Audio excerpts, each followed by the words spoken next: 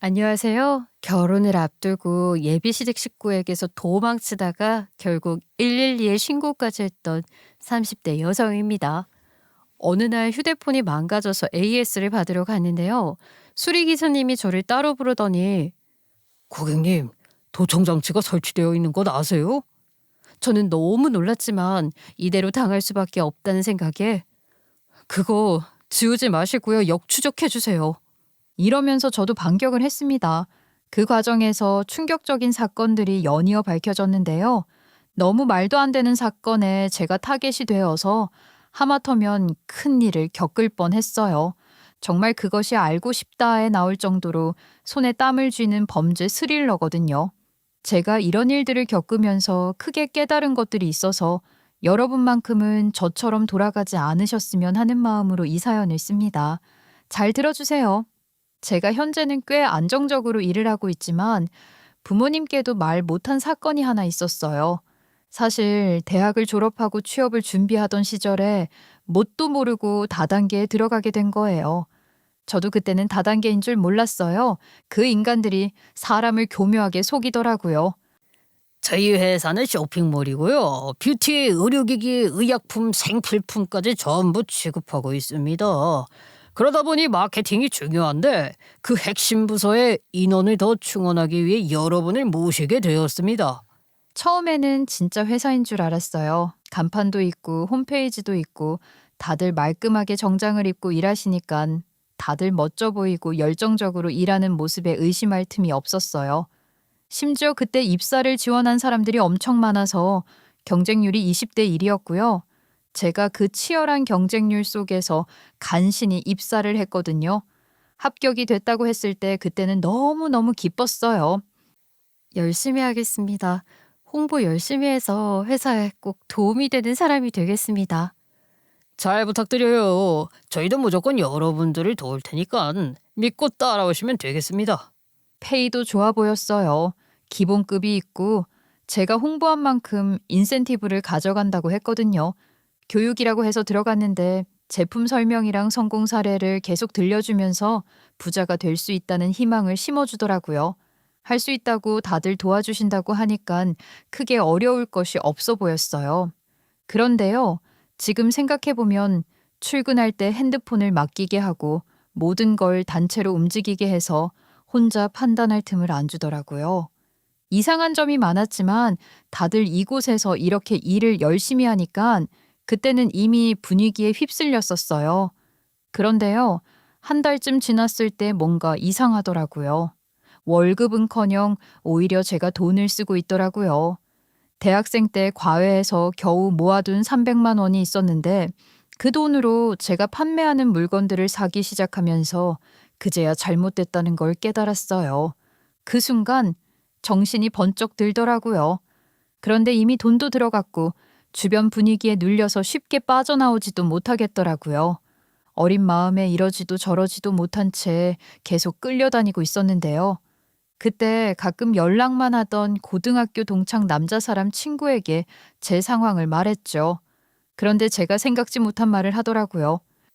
야, 너 바보야? 그거 다단계야. 빨리 그만둬. 아니, 내일부터 가지 마. 이건 아니야. 지금 당장 그만둬. 그래도 어떻게 그래. 월말까지는 해야지. 고객 중에서 내 물건 계약하려는 사람들도 있어서 당장은 그만두기 어려워. 계약은 하고 그만둬야지. 필요하다는데. 무슨 계약이야? 너 지금 피해자 만드는 거야. 그리고 너도 피해자이고. 더 이상 가지 마. 가지 말라고 했다. 하지만 제가 그때는 사리 분별 못할 때라 다음 날도 출근을 했거든요. 그랬더니 그 친구가 직접 사무실로 와서 제 손목을 잡고 그대로 데리고 나왔어요. 그렇게 저는 그 다단계에서 빠져나올 수 있었습니다. 그 친구가 아니었으면 저는 더 깊이 빠졌을 거예요. 그게 인연이 되어서 그 친구와 더 친해지게 되었고요. 그 친구가 저를 취업 스터디 카페에 소개해줘서 서로 도우면서 준비했고, 결국 저는 중견기업에 취업하게 됐어요. 그 남사친은 공기업에 취업했고요. 그때 저희는 각자 자리 잡고 매일같이 축하주를 마시기도 했어요. 그리고 일과 중 틈틈이 회사 생활 얘기를 문자로 나누고 힘든 신입 시절을 서로 의지하면서 버텼어요. 그러다 입사 3년 차가 되었을 때 저는 마케팅에 어느 정도 자신감이 붙었어요. 제가 하면 큰 돈을 벌 수 있는데 더 이상 남 배불려 주기가 싫더라고요. 그래서 유튜브와 별스타그램을 활용해서 물건을 직접 팔고 홍보도 했고요. 거래 품목을 차츰차츰 늘려 나갔어요. 그런데 그게 생각보다 크게 터졌고요. 저는 자연스럽게 인플루언서가 됐습니다. 그해 매출이 10억을 찍었어요. 본업보다 벌이가 더 괜찮아서 과감하게 퇴사를 했고요. 그렇게 본격적으로 제 사업을 시작하게 됐어요. 대단하다. 어떻게 매출 10억을 찍어? 예전에 다단계에서 못 빠져나오던 내 친구 어디 갔냐? 이렇게 똑 부러지다니. 내가 다 뿌듯하다. 야, 그 얘기 하지 마. 내 흑역사야. 매출이 10억이어도 이것저것 빠지면 남는 건 몇 천이야. 더 열심히 벌어야지. 그래서 너 술도 사주고 옷도 사줄게. 이 누나만 믿어라. 일은 더 바빠졌지만 버는 금액이 달라지니까 마음이 훨씬 여유로워지더라고요. 그때부터 제 성격도 조금씩 달라졌던 것 같습니다. 세상을 보는 시선도 넓어졌고요. 사람을 대하는 태도도 달라졌어요.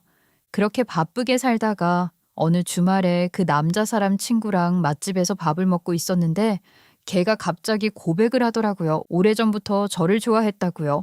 그렇게 저희는 친구에서 연인이 되었고요. 2년을 함께 보내면서 자연스럽게 결혼을 약속하게 됐습니다. 저희가 결혼 약속을 하고 양가 집안에 인사를 드렸는데요. 저희 집은 아빠가 그냥 회사 다녔던 평범한 집안이고요. 예비 남편네는 아버님이 병으로 남편 5살에 돌아가셔서 외아들이고 어머님이 일을 하신 케이스인데요. 어머님이 고학력자라 보습학원 운영을 계속 해왔어서 나름 잘 살고 계셨어요. 그런데 저희가 결혼한다고 인사를 드리러 갔을 때 충격적인 말씀을 하셨습니다. 얘들아, 미안한데 너네 결혼하기 전에 큰일을 치러야 할 것 같아서 미리 말할게. 나 재혼할까 해. 예비 시어머니의 발언에 저도 놀랐는데요. 예비 남편도 처음 듣는 이야기인지 깜짝 놀랐어요. 아니, 엄마 지금까지 그런 얘기 없었잖아. 누구인데? 얼마나 만났는데 결혼을 하겠다고 해? 예비 시어머님은 황혼에 찾아온 사랑에 깊게 빠져 계셨고요.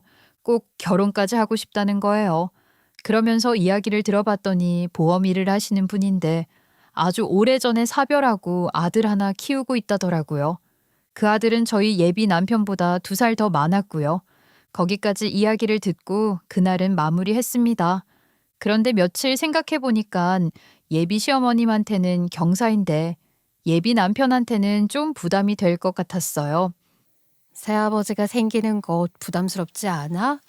심지어 아들도 있다고 하는데. 그럼 너한테 형이 생기는 거잖아. 결혼하면 나중에 상속 문제도 생길 텐데 그런 부분 신경 쓰이지 않아? 처음엔 엄마가 웬 아저씨한테 마음을 뺏겨서 신경이 쓰였는데 두 분이 결혼식은 올릴 거지만 혼인신고는 안 할 거래. 그래서 재산 문제로 피곤한 일은 없을 것 같고 어차피 다 커서 만난 거라 형식은 가족이지만 남남처럼 지낼 것 같아서 크게 신경 안 쓰기로 했어. 그러면서 예비 시부모님들의 재혼이 저희 결혼보다 더 빠르게 진행되어 갔어요. 그리고 저희도 결혼을 할 예정이라서 저한테도 예비 시어머님이 예비 시아버지를 저희한테 소개시켜 주시기로 하셨습니다. 그래서 저도 한껏 꾸미고 만나러 갔는데요. 세상에 새로운 예비 시아버지는 키도 엄청 크시고 장동건 뺨치게 얼굴이 잘생기셨더라고요. 전혀 그 나이대로 전혀 보이지 않아요. 그런데 예비 시아버지는 저를 보자마자 눈이 동그래지더라고요. 그러면서 제 칭찬을 퍼부으셨어요. 아이고, 나는 너무 놀랐지 뭐니. 우리 세아가 처음 보는데 하늘에서 소녀가 온 줄 알았어. 너무 예쁘다. 사업도 한다며. 매출액도 상당하다는데 직업도 좋고 멋지다. 예쁘게 봐주셔서 감사합니다. 아버님도 배우 하셔도 될 정도로 잘생기셨어요. 왕년에 인기 많으셨을 것 같아요. 내가 처음에는 이 사람 외모에 반했는데 그보다 이 사람 인성이 더 좋아. 믿음직스럽고 그래서 내가 기대고 싶다는 생각을 했어. 내가 한평생 혼자 살아서 굉장히 독립적인 성격인데도 이렇게 배울 점이 많고 나를 이끌어주는 사람은 처음이라 결혼하고 싶었어. 이렇게 예비 시어머니가 결혼을 결심하게 된 계기를 말해 주셨는데요. 그건 듣지도 않으셨고요. 계속 제 칭찬만 하시더라고요. 어쩜 이렇게 잘 컸냐. 모든 게 완벽하다. 요즘 애들 같지 않다. 이런 식으로요. 처음엔 듣기 좋았어요. 제 칭찬을 해주시니까요. 그런데요. 듣기 좋은 말도 한두 번이죠. 너무 과하셨어요. 그래서 좀 기분이 이상해질 때 다행히 음식이 나왔어요. 그날 중식당에서 코스 요리를 먹는데요. 예비 시어머님이 예비 시아버지를 살뜰히 챙겨주더라고요. 예비 시아버지도 어머님을 챙겨주긴 하지만 예비 시어머니가 더 좋아하는 느낌이 확 들었죠. 아무튼 그냥 예비 시부 시모는 한 달 뒤에 친척 지인들만 모시고 가볍게 뷔페에서 결혼식을 올린다는 얘기를 듣고 있을 때 저희 방으로 웬 남자 한 명이 들어왔어요. 왔어. 얘들아 인사해라. 여기는 우리 아들, 그리고 여기는 네 동생들 애이고 그 와이프 될 사람이야. 인사들 해. 저희는 인사를 나누었죠. 굉장히 어색하게요. 아버지 닮아서 그분도 굉장히 잘생겼더라고요. 오늘 첫인사하는 자리인데 한꺼번에 다 소개해주는 게 좋을 것 같아서 이 녀석 바쁘다고 했는데도 불구하고 무리하게 불렀어. 우리 아들은 회사 다니고 있고 올해 32살이야. 너네보다 2살 위지. 앞으로 잘 부탁한다. 저희가 더 잘 부탁드려야죠. 아주버님, 앞으로 잘 부탁드립니다. 예, 만나서 반갑습니다. 저도 잘 부탁드립니다. 도울 일 있으면 언제든지 편하게 연락 주세요. 저도 돕겠습니다. 예비 시아버지는 자기 아들이 오니까 또 제 칭찬을 시작하시더라고요. 얼굴이 예쁘고 예의도 바르고 젓가락질도 바르다고요. 좀 너무 칭찬을 하니까 낯뜨거웠지만 별일 없이 그날은 마무리되었고요. 예비 시부모님은 다음 달에 결혼식을 올리기로 했고 저희는 그로부터 6개월 뒤에 결혼을 하기로 이야기가 되었습니다. 그리고 예비 시부모님은 결혼을 하셨어요. 저희는 아직 상견례도 안 했는데 저뿐만 아니라 저희 부모님까지 초대를 해주셔서 두 분 새 출발을 상견례를 하기 전에 축하해드리게 됐어요. 예비 시어머니가 그동안 학원을 운영하면서 돈을 잘 모아두셔서 34평 아파트를 가지고 계셨거든요. 그래서 결혼하고 나서는 예비 시아버지가 예비 시어머니 집으로 들어와서 같이 살게 됐고요. 예비 아주버님은 원래 살던 집에서 따로 지내기로 했어요. 그래서 예비 시댁에는 예비 시아버지, 예비 시어머니, 그리고 예비 남편 이렇게 셋이 같이 살게 된 상황이었어요. 그렇게 예비 시부모님이 재혼을 하셨고 드디어 상견례 날이 찾아왔습니다. 그런데 예비 시아버님께서 거기서 또 제 자랑을 시작하시는 거예요. 우리 며느리가 왜 이렇게 예쁜가 했더니 다 사부인 덕분이군요. 빼다 박았네요. 사돈께서는 어떻게 직장에 나가셨어요? 이렇게 예쁜 와이프와 딸을 두시고 출근하실 때 불안하지 않으셨습니까? 하하하, 맞아요. 제가 와이프 얼굴 보고 결혼했죠. 그런데 음식 솜씨도 워낙 뛰어나서 제가 이렇게 살이 쪘지 뭡니까? 예비 시아버님의 칭찬에 저희 부모님도 예비 남편 칭찬으로 화답하시고 그야말로 칭찬 릴레이가 이어졌어요. 덕분에 자리는 생각보다 훨씬 화기애애한 분위기로 흘러갔어요. 그런데 그때 예비 남편의 의붓 형이 뒤늦게 도착했습니다. 어머, 이렇게 잘생긴 아드님이 계셨어요? 저는 송승헌 씨가 들어오시는 줄 알았잖아요. 저희 아들이 좀 잘생겼죠. 어릴 땐 연예 기획사에서 계약하자고 난리도 아니었어요. 공부도 잘했고요. 키울 때는 제가 어깨가 으쓱했던 적이 한두 번이 아니었는데 장가 갈 생각을 도통 안 해서 속을 태우고 있죠. 예비 시아버지는 한참 자신의 아들 자랑을 잇다가 예비 시아주버님이 슬쩍 말리셔서야 겨우 멈추셨고 그렇게 상견례가 마무리되었습니다. 그런데요. 그렇게 상견례가 끝나고 각자의 집으로 헤어질 때쯤에 예비 시아버지가 저에게 번호를 알려달라는 거예요. 앞으로 가족이 될 사이이기도 하고 딱히 거절할 이유도 없어서 번호를 드렸죠. 그런데 그게 악몽의 시작이었습니다. 다음 날 예비 시아버님께서 저에게 전화를 하셨어요. 세아가 내가 너네 친정집으로 고기를 보내고 싶은데 주소랑 사부인 전화번호 좀 알려다오. 어머, 고기를요? 네, 아버님. 제가 문자로 저희 집 주소랑 저희 엄마 번호 보낼게요. 처음엔 별다른 의심이 없었어요. 상견례 자리에서 저희 엄마가 그 집 갈비가 맛있다고 하셨는데 예비 시아버님께서 그 말씀을 기억하시고 보내주시려는 거라 생각했거든요. 오히려 세심하시다 싶어 감사한 마음이었죠. 그런데 며칠 뒤에는 여성 화장품이 생겼다며 저희 엄마한테 보내셨다고 하시고요. 또 얼마 지나지 않아서는 호텔 식사권이 생겼는데 저희 엄마한테 드리라고 받아가라고 하는 거예요. 그래서 예비 시아버님을 동네에서 따로 만나서 저희 엄마께 드렸거든요. 저는 그때까지만 해도 워낙 사람을 의심하지 않는 편이라 별다른 생각을 하지 못했어요. 당연히 예비 시어머님께도 드리고 남은 걸 저희 엄마한테 나눠주시는 거겠거니 싶었거든요. 예비 시아버지가 먼저 챙겨야 하는 사람은 예비 시어머님이니까요. 그런데요, 제가 예비 시댁에 초대를 받아 방문했을 때 그 부분에 대해 예비 시아버님께 말씀드렸어요.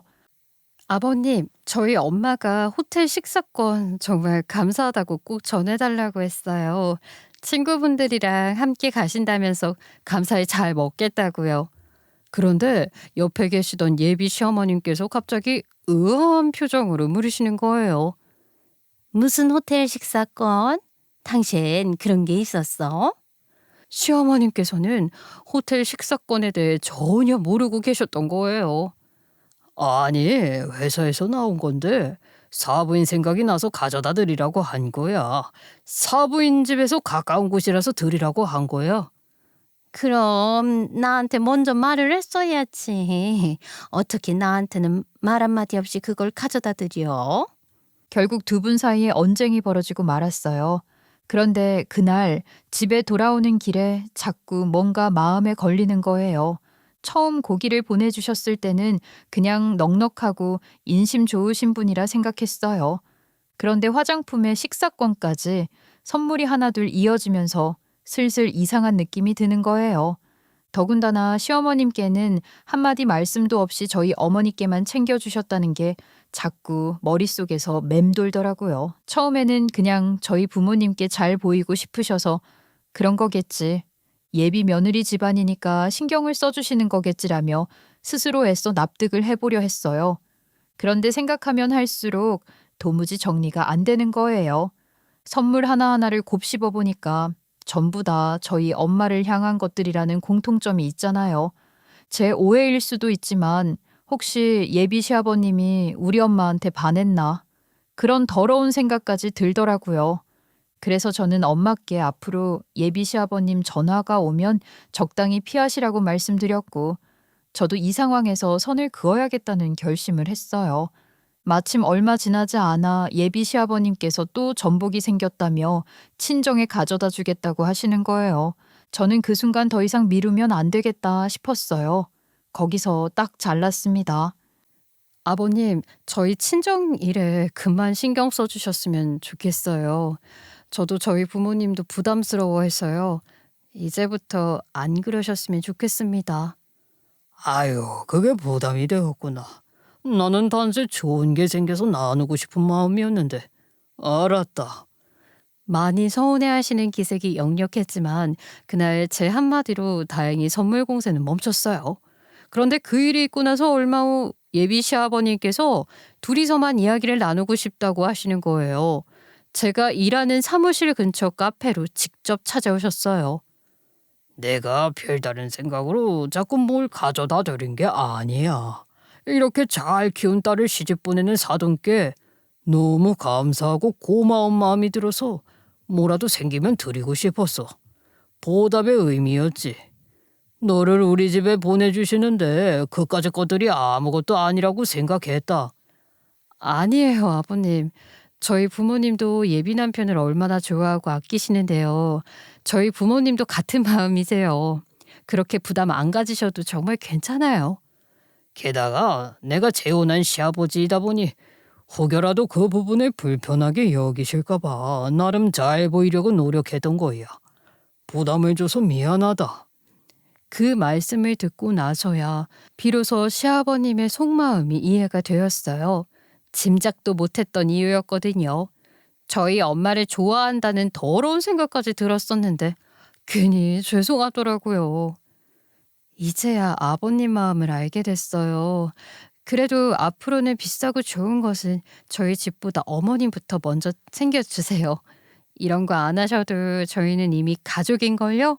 그냥 편하고 가까운 가족이 되어봐요. 내가 계부가 되자마자 의붓아들 결혼까지 챙겨야 한다는 부담감에 좀 오버를 한 거 같네. 부모님께 잘 말씀드려줘라. 그렇게 예비 시아버님과의 불편한 오해를 풀었고요. 저희는 다시 차근차근 결혼 준비를 이어가고 있었어요. 저희는 결혼 준비는 꽤 순조롭게 진행되어 가고 있었어요. 예식장도 잡았고 신혼여행지도 정했고 이제 남은 건 자잘한 것들 뿐이었는데요. 그런데 저희가 아주 큰 걸 빠뜨리고 있었어요. 바로 신혼집이요. 저희 친정 근처에 제 사무실이 있고 예비 남편 회사도 친정 쪽이 훨씬 가까웠어요. 예비 시댁 쪽 집값은 천정부지라 갈 수가 없는 동네고 저희 둘이 상의를 해서 동네를 선정했는데요. 그래서 전세 계약을 마쳤어요. 나름 합리적인 선택이라고 생각했죠. 그리고 저희 부모님께 먼저 말씀드린 뒤 예비 시부모님께도 순차적으로 말씀을 드렸는데요. 예비 시아버님이 대뜸 화를 내시는 거예요. 그게 무슨 소리냐? 내 살다 이런 무시는 처음 당한다. 아주 오냐오냐 하니까 문 모르고 덤비는 강아지 같네. 어떻게 그런 큰 결정을 너네 마음대로 정하는 거냐? 우리 집에서는 그 집이 얼마나 멀겠어? 벌써부터 시댁 거리 두는 거냐?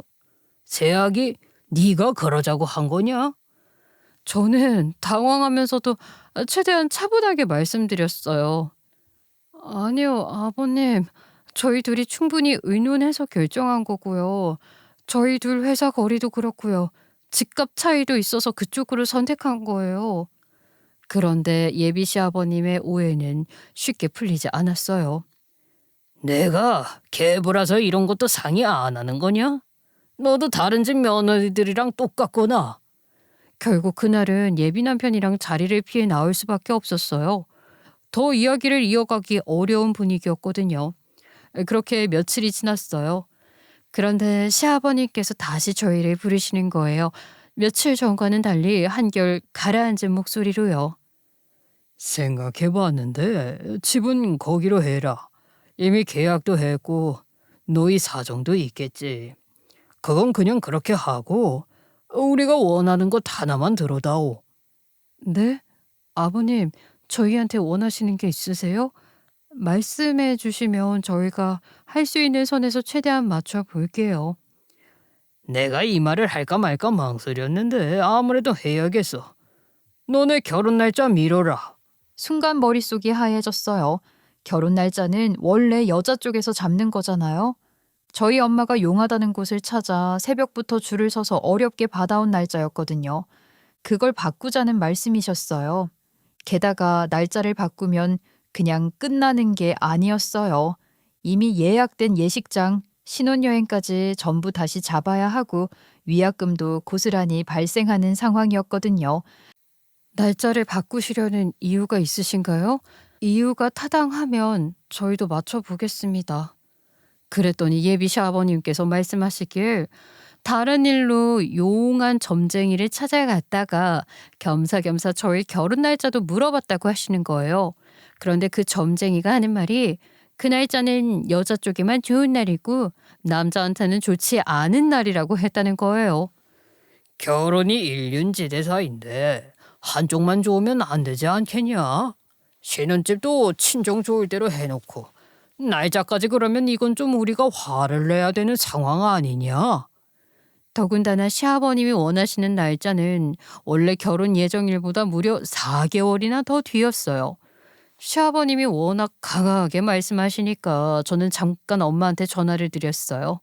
상황을 설명했더니 엄마가 한숨을 푹 쉬시면서 말씀하셨어요. 자꾸 화를 내시면 어떡하니?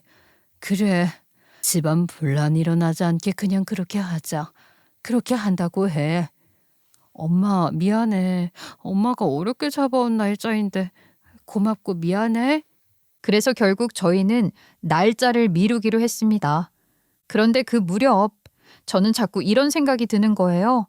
혹시 제가 너무 분란을 일으키는 건 아닐까? 자꾸 집안에 큰 소리가 나니까요. 저희 친정집 선물 일도 그렇고요. 신혼집 문제도 날짜 문제도 따지고 보면 제가 뭔가를 건드릴 때마다 집안이 시끄러워지는 것 같았어요. 괜히 마음이 무겁고 찜찜해서 예비 남편한테 그 속마음을 털어놨어요. 그런데 예비 남편이 그 말을 듣더니 예비 시어머님께 말씀을 드린 거예요. 예비 시어머님은 또 시아버님한테 애들 결혼에 적당히 좀 하라고 하셨고요. 그 말에 두 분이 또 싸우셨어요.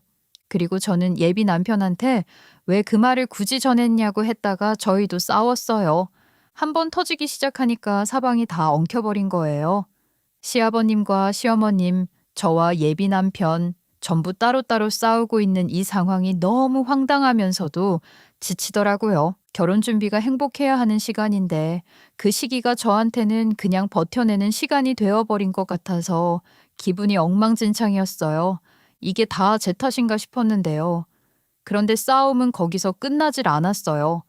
한창 마음이 어수선하던 어느 날 예비 시어머님께서 저한테 직접 전화를 하셨어요. 네 예비 시아버지가 자꾸 외롭다고 하더라. 결혼을 했어도 자기를 객식구 취급한다고 하는 거야. 어머, 정말요? 아버님이 의외로 감성적이신 것 같네요. 어머님이 좀 더 잘 챙겨주세요. 아니, 그런 느낌이 아니라고. 계부라서 일부 아들 결혼하는데도 간섭하지 말라고 하고 나보고 자기 아들 챙겨준 적 없다고 소리를 지르는데 내가 여기서 기가 막혀서 말이 안 나오더라고. 두 분의 싸움이 생각보다 훨씬 심각한 상황이었던 거예요. 결혼 준비 중에 예비 부부가 많이 싸운다는 말은 익히 들어봤는데 저희보다 황혼재혼을 하신 노부부가 더 박터지게 싸우고 계신 거예요. 그렇게 보름 정도가 흘렀을까요? 결국 예비 시아버님께서 당신 짐을 챙겨서 나가셨고 두 분이 헤어지셨습니다. 사실 두 분은 처음부터 혼인신고 없이 살기로 하셨던 사이라 이별이 쉽게 이루어졌어요. 상심한 예비 시어머님은 저희를 불러서 많이 우셨어요. 내가 이 나이까지 혼자 살다가 진정한 사랑이라고 믿었는데 내가 너무 바보 같기도 하고 내가 너무 못해줬나 싶기도 하고 후회가 많아. 엄마, 지나간 일 자책하지 말고 앞으로만 생각해. 그래요, 어머님. 인연이 여기까지였던 거예요. 좋은 추억만 가지세요. 저희가 있잖아요. 평소에 얼마나 강단 있고 당당하신 예비 시어머님이었는데요. 무너진 모습을 보고 마음이 아팠어요. 앞으로 예비 시어머님을 잘 지켜드려야겠다고 생각하고 있었는데요. 그런데 얼마 지나지 않아 어머님과 헤어진 예전 예비 시아버님이 저한테 연락을 해오기 시작했어요. 처음에는 예비 시어머님께 미련이 남아서 다시 잘 해보려는 생각으로 전화를 하셨나 하고 받았는데요. 알고 보니 자신은 억울하다면서 예비 시어머님을 헐뜯는 거예요. 게다가 그런 집안에 시집 가면 인생을 망친다며 듣기 싫은 말을 하더라고요. 그래서 저는 단호하게 말씀드렸어요. 저기요, 두 분 사이의 일을 저한테까지 말씀하지 않으셔도 돼요. 그리고 저는 어머님과 가족이 될 사람이라 이런 얘기 많이 불편합니다. 그랬더니 다행히 그런 종류의 연락은 더 이상 오지 않더라고요. 그러던 어느 날 예전에 예비시댁에 두고 온 고가의 블루투스 스피커를 예전 예비 시아버님이 가져가셨다며 돌려주겠다고 연락이 왔어요. 물건을 받아야 하니 어쩔 수 없이 나갔죠. 스피커만 건네받고 오려고 했는데요. 이걸 돌려준다는 걸 깜빡했네. 세아가, 미안한데 핸드폰 좀 잠깐 빌려다오. 폰을 안 가져오셔서 어딘가에 전화를 걸려고 하시는 줄 알았어요. 별 생각 없이 비밀번호도 풀어서 건네드렸는데요. 전화를 걸진 않으시더라고요. 이리저리 화면을 넘기시면서 뭔가를 만지작거리시는 거예요. 뭐 하세요? 전화 안 하세요? 제 핸드폰으로 뭐 하시는 거예요? 이런 인간들 전화번호를 왜 가지고 있어? 네 예비 시모랑 네 예비 남편 번호 내가 삭제했다. 그런 인간들이랑 더 이상 얽히지 마. 이 사람이 예비 시어머니뿐만 아니라 저랑 결혼할 예비 남편 번호까지 멋대로 삭제한 거예요. 너무 황당하고 놀랐지만 분명하게 말씀드렸어요. 왜 이러세요? 불쾌합니다. 이제 저희랑 아무 상관없는 사이 아닌가요? 앞으로는 저 봐도 모른 척 해주세요. 연락도 하지 마시고요. 그 자리에서 바로 끊고 나왔어요. 예비 남편한테 얘기했더니 앞으로 절대 받지 말라고 했고 저도 이미 수신 차단해둔 상태였어요. 그런데 연락이 안 되니까 행동이 점점 심해지더라고요. 사무실까지 찾아오고 퇴근 시간에 기다렸다가 따라붙고요. 그게 반복되면서 일상생활이 힘들 정도로 불안해졌고 결국 경찰에 신고했습니다. 그 이후로는 더 이상 그 사람이 나타나지 않았어요. 그때부터는 예전 예비 시아주버님을 계속 마주치게 됐어요. 친구들이랑 있을 때도 나타나서 친한 척 인사하고 밥값까지 계산하고 가더라고요. 답례 문자를 따로 하진 않았어요. 그게 예비 남편에 대한 예의라고 생각했어요. 처음엔 우연인가 싶었는데 퇴근길 지하철에서는 자주 보이고 심지어 회사 워크샵 갔던 홍천에서도 또 마주쳤어요. 우연치고는 너무 잦았어요. 주변에서는 잘생기고 젠틀하다며 누구냐고 계속 묻는데 저는 솔직히 소름이 돋더라고요. 그러던 어느 날이었어요. 회식을 하고 알딸딸한 상태로 집에 돌아오는데 저희 집 앞에 예전 예비 시아버님이 서 계신 거예요. 쏘스라치게 놀랐죠. 아니, 여기 왜 계세요? 혹시 저 보러 오신 거예요? 무슨 일이시죠? 세아가 기다리고 있었다. 너 요즘도 그 애 만난다며? 내가 그렇게 말했는데도 아직도 그놈을 만나? 그놈 만나지 마. 무슨 상관이신데요? 저도 저희 예비 남편도 이제 아저씨하고 남남이잖아요. 신경 끄시고 가세요. 그리고 다시는 찾아오지 마세요. 그놈 별로야. 너가 뭐가 아쉬워서 그런 놈을 만나? 우리 아들을 만나라. 우리 아들. 그 말을 들었을 땐 이 사람의 의도가 바로 이거였구나 하는 생각이 들더라고요. 그 말에서 모든 퍼즐 조각이 맞춰지기 시작했어요. 그러니까 저를 자기 아들이랑 결혼시키기 위해서 저희 엄마한테 선물 공세를 했던 거고요. 상견례 때도 저희 부모님께 아들 자랑을 그렇게 했던 거고요. 저희 예비 시어머님이랑 헤어진 것도 저에게 예비 남편을 만나지 말라는 것 전부 자기 아들과 저를 이으려고 준비했던 거죠. 내 아들이랑 결혼해라. 내 아들이 훨씬 나아. 그 집 별거 없어. 우리 아들한테 와라. 내가 잘 지켜줄게. 너무 무서웠어요. 집이 코앞이었지만 저는 뒤도 안 돌아보고 뛰었어요. 정말 이 악물고 악착같이 뛰었어요. 그런데 그 연세에 저를 바짝 뒤쫓아오시는 거 아니겠어요? 정말 숨이 턱끝까지 차올랐는데요. 더 이상은 무리일 것 같아서 뛰면서 112에 신고하려고 가방에서 폰을 꺼냈어요. 그런데요, 실수로 그만 떨어뜨린 거예요. 그걸 모른 척하고 갈 수가 없어서 뒤돌아서 소리를 질렀어요. 한 걸음만 더 오면 날라치게 합니다. 저 태권도 3단이에요. 덤빌 거면 목숨 걸고 덤벼요. 나이 많다고 봐주지 않을 테니까. 그제야 예전 예비 시아버님이 발걸음을 멈추고 돌아가셨어요. 떨리는 손으로 폰을 주워서 집으로 들어갔는데 액정이 완전히 박살이 나 있었어요. 진짜 체력도 바닥이고 시간도 낭비됐고 액정까지 깨져서 돈도 나갈 생각에 너무너무 짜증이 나더라고요. 그래도 고쳐야 하니까 다음날 출근 전에 서비스 센터에 들렀는데요. 액정을 고치면서 악성 코드 검사도 해주신다고 하시더라고요. 그런데 수리하시던 직원분 표정이 갑자기 굳어지는 거예요. 고객님, 잠시 이쪽으로 오시겠어요? 핸드폰은 놔두고 센터 구석으로 가더라고요. 이상하다 싶어서 따라갔는데요. 매우 심각하게 조용히 말씀하시는 거예요. 고객님, 혹시 핸드폰 누구 빌려주신 적 있어요?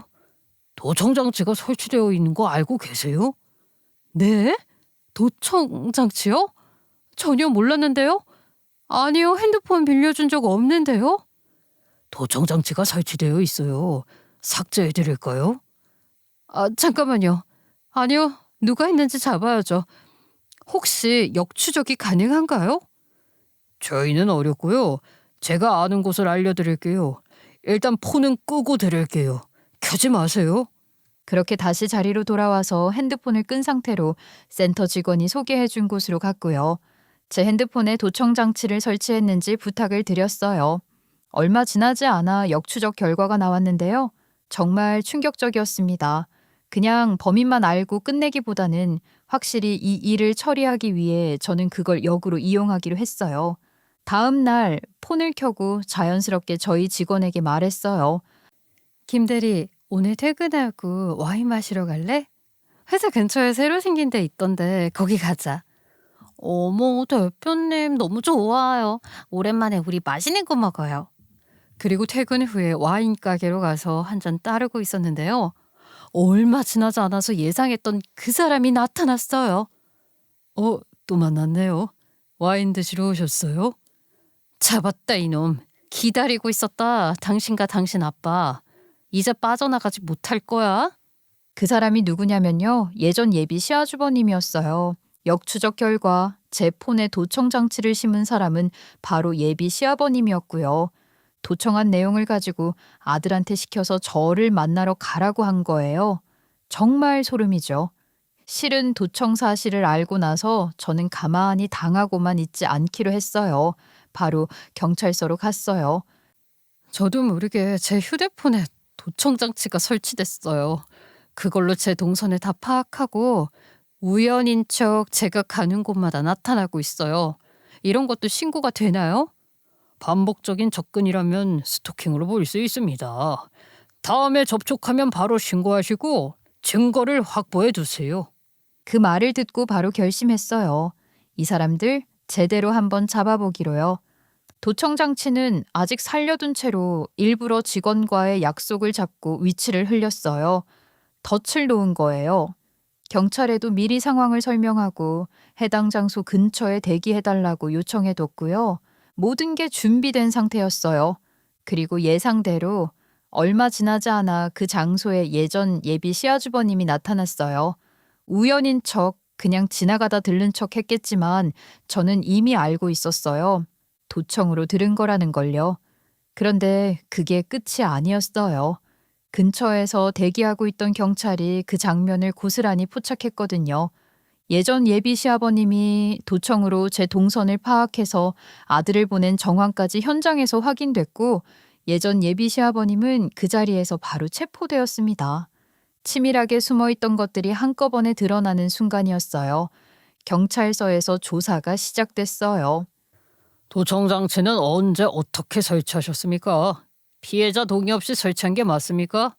설치 경위를 처음부터 말씀해 보세요. 예전에 예비 며느리한테 블루투스 스피커 돌려준다고 만났을 때요.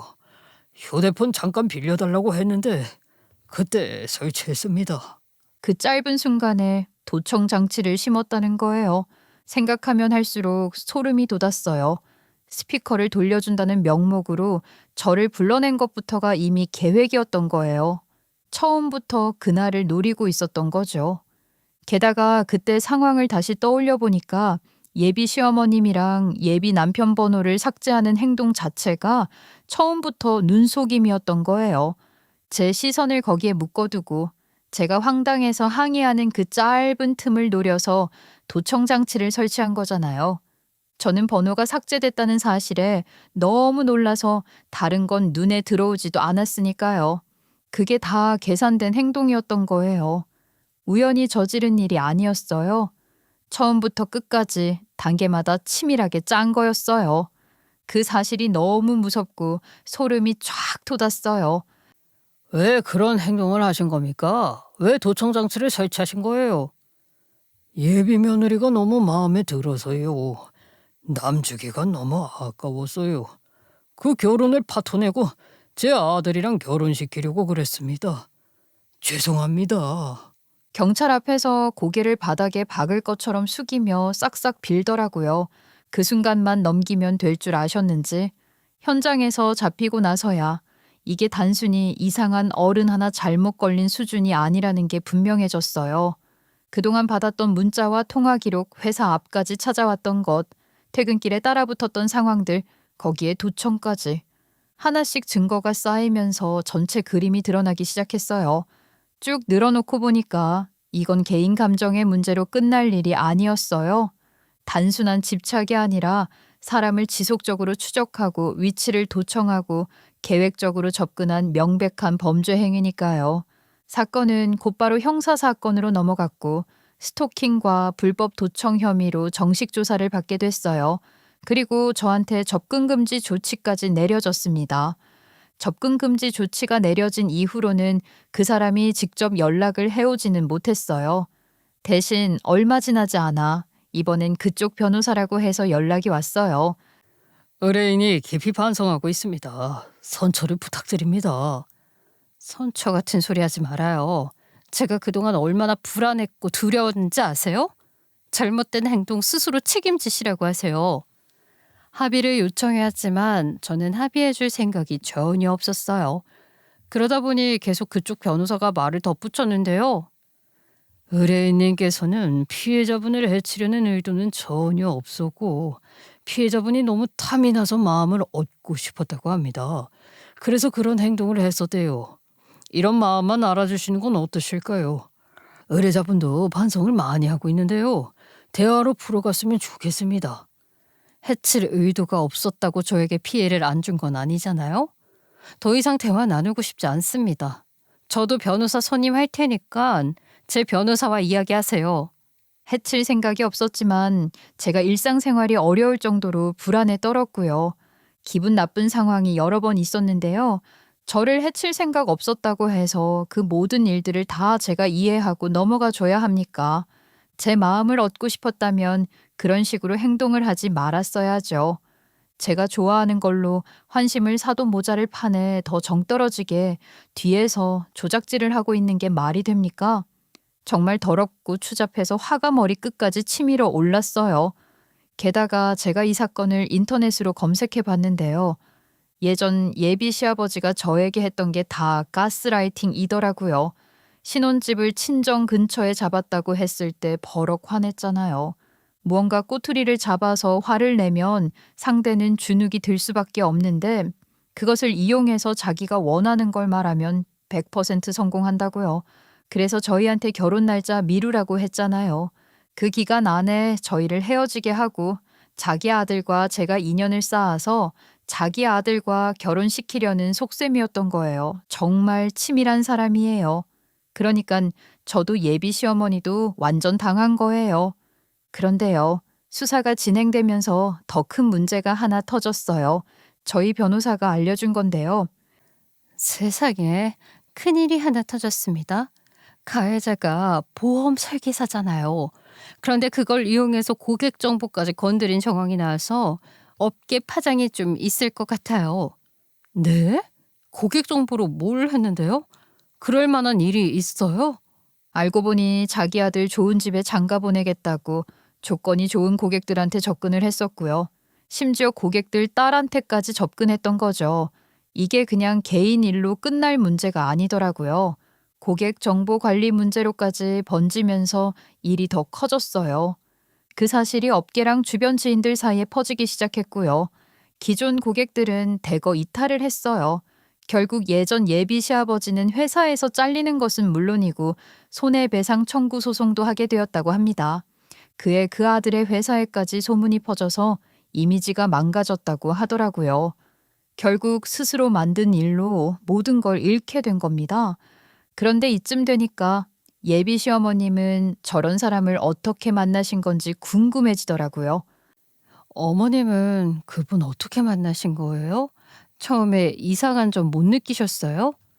나도 보험 때문에 알게 됐지. 내 보험 담당자였어.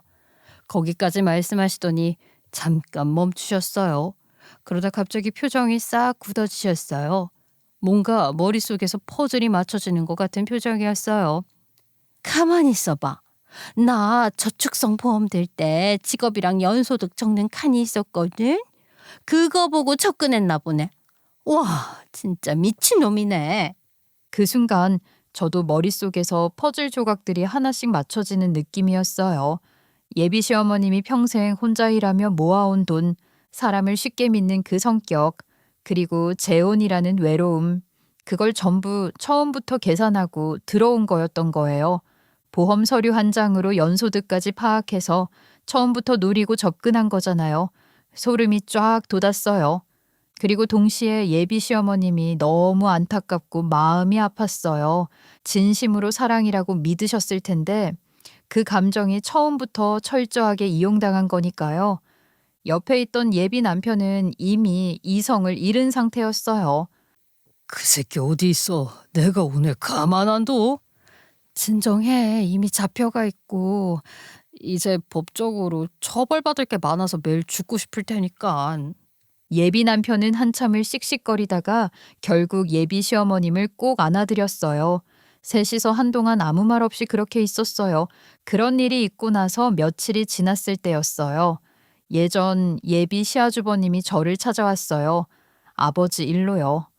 문을 열고 들어서는 순간부터 표정이 이미 잔뜩 굳어 있었어요. 한때는 송승헌 같다고 했던 그 사람이 그날은 그냥 초라해 보이더라고요. 제발 합의해 주세요. 한 번만 선처해 주세요. 반성 많이 했어요. 부탁드립니다. 애걸복걸이라는 말이 딱 맞았어요. 고개를 숙이고 목소리를 낮추고 할 수 있는 말은 다 하더라고요.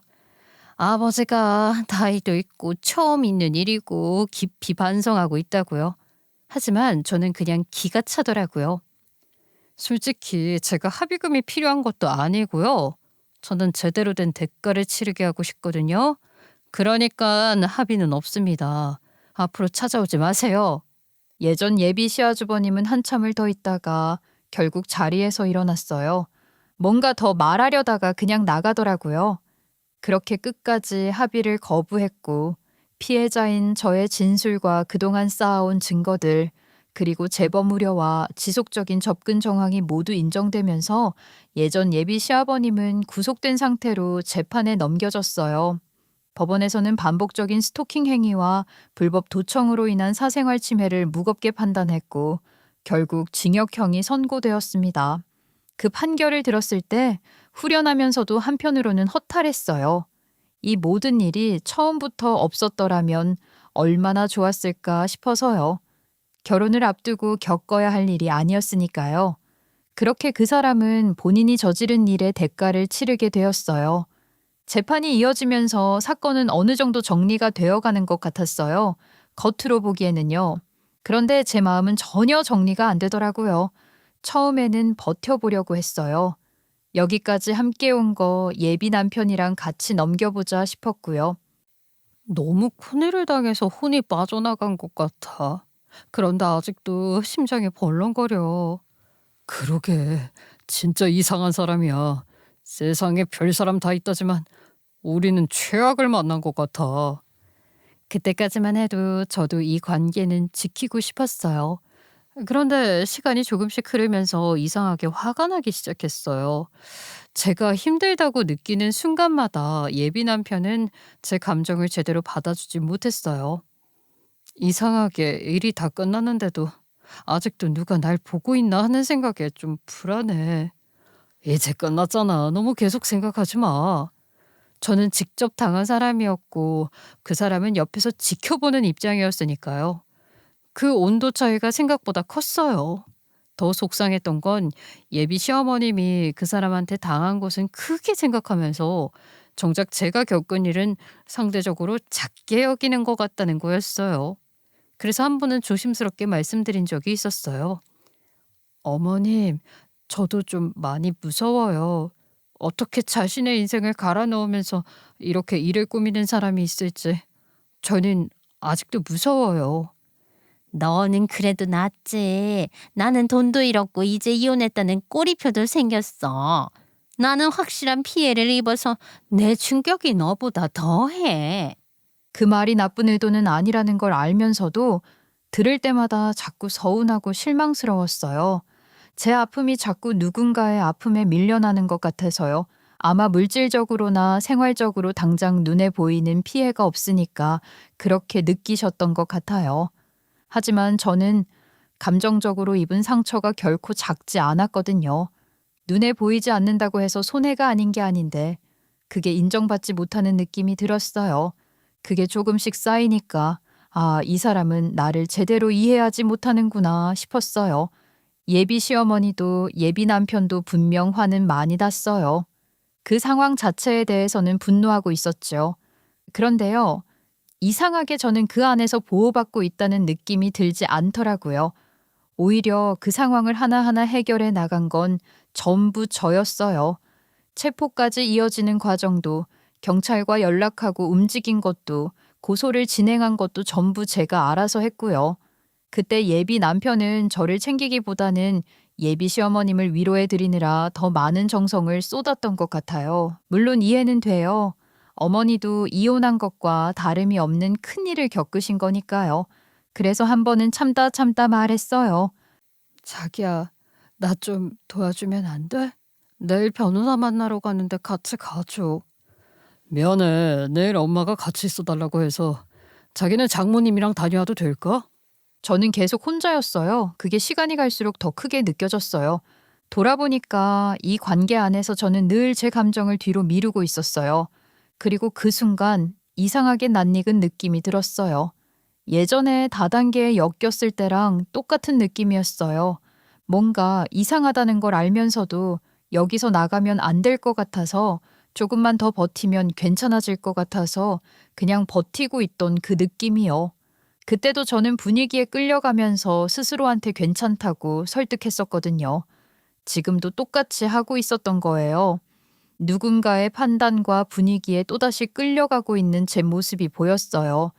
사랑이라는 이름 아래 이 상황이 원래 이런 거라고 스스로를 납득시키면서요. 그러다 이 결혼은 하면 안 되겠다는 걸 그때 확신을 하게 되었습니다. 결심이 서고 나서는 오히려 마음이 이상하게 고요해졌어요. 더 붙잡아야 할 이유를 찾으려 했는데 찾아지지 않았어요.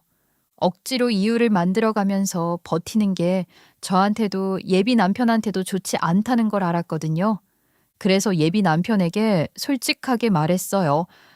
더 이상 이 관계를 이어갈 자신이 없어. 우린 여기서 멈추는 게 맞는 것 같아. 예비 남편은 한동안 말이 없었어요. 그러다 천천히 입을 열었어요. 내가 잘못하고 있었네. 미안해. 나도 엄청 큰 일을 겪다 보니까 우선순위를 정하다 보니 자기를 놓치고 있었어. 진짜 미안해. 그 말을 듣는 순간 슬프기도 했어요. 이 사람이 나쁜 사람은 아니에요.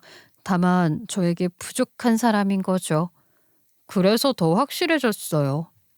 아니, 우선순위라는 것도 웃기고 우선순위를 두었다고 쳐도 내가 1순위가 아니었다는 게 실망스러워. 이미 답은 정해져 있어. 나는 좀 더 존중받는 사람한테 내 인생을 함께하고 싶어. 예비 남편은 끝까지 붙잡았어요. 한 번만 더 생각해달라고 자기가 달라지겠다고. 그 말이 진심이라는 것도 알았어요. 그래도 저는 돌아서지 않았어요. 이미 결정을 내린 상태였거든요. 결국 저희는 파혼을 하게 되었습니다. 예약해놓은 예식장을 취소했고요. 신혼여행도 취소했어요. 어렵게 구했고 말 많았던 전셋집도 취소했고요. 설레는 마음으로 하나씩 준비했던 것들을 이번엔 하나씩 되돌렸어요. 그 과정이 생각보다 더 쓸쓸하더라고요. 그렇게 저희는 각자의 길을 가기로 했습니다. 오랜 친구 하나를 잃은 기분이었어요. 아니, 그때는 정말 세상 전부를 잃은 것 같았어요. 결혼을 꿈꾸며 설레던 시간들, 함께 고르던 예식장, 신혼여행지 브로셔를 펼쳐놓고 둘이서 두근거리던 그 순간들이 전부 흔적도 없이 사라져버린 느낌이었거든요. 그게 너무 허무하고 또 너무 억울했어요. 한동안은 정신을 못 차렸어요. 아무것도 손에 잡히지 않고 밥을 먹는 건지 마는 건지도 모르게 하루를 보내는 날이 많았어요. 그냥 멍하게 천장만 보다가 잠드는 날도 있었고요. 나는 뭘 그렇게 열심히 버텼나 싶어서 혼자 울기도 많이 울었어요. 그런데요, 이상하게도 일을 하면서 조금씩 다시 돌아오게 되더라고요. 눈앞에 해야 할 일이 있으니까 생각할 틈 없이 하나씩 해내다 보니까 어느 순간 제가 예전보다 더 단단해져 있는 걸 느꼈어요. 상처가 아물면서 그 자리에 딱딱한 살이 돋는 것처럼 저도 그렇게 단단해진 것 같았어요. 이 경험이 저를 망가뜨린 게 아니라 오히려 저를 더 강하게 만들어줬다는 걸 그때서야 알았어요. 많이 겪어보니까 알겠더라고요. 이렇게 사는 거구나 하고요. 아마 그 사람은 지금쯤 출소했겠죠. 혹시 이 이야기를 듣게 된다면 한마디 해주고 싶어요. 인생 똑바로 사세요. 인연은 억지로 만드는 게 아니라 알아서 찾아오는 겁니다. 누군가의 마음을 도청으로, 협박으로, 집착으로 얻을 수 있다고 생각했다면 그건 처음부터 틀린 거예요. 그리고 이 글을 읽고 계신 분들께도 꼭 말씀드리고 싶어요. 가스라이팅 정말 무서운 거예요. 처음엔 아주 작은 것에서 시작해요. 별일 아닌 것 같고 내가 예민한 건가 싶고 내가 오해한 건가 싶어요. 그렇게 모르는 사이에 나도 모르게 끌려가게 됩니다. 그러니까 조금이라도 이상하다 싶으면 절대 그냥 넘기지 마세요. 그 작은 신호 하나가 나중에 얼마나 커질 수 있는지 저는 똑똑히 겪었거든요. 부디 저처럼 돌아가지 않으셨으면 합니다. 제 이야기는 여기까지입니다. 들어주셔서 감사합니다.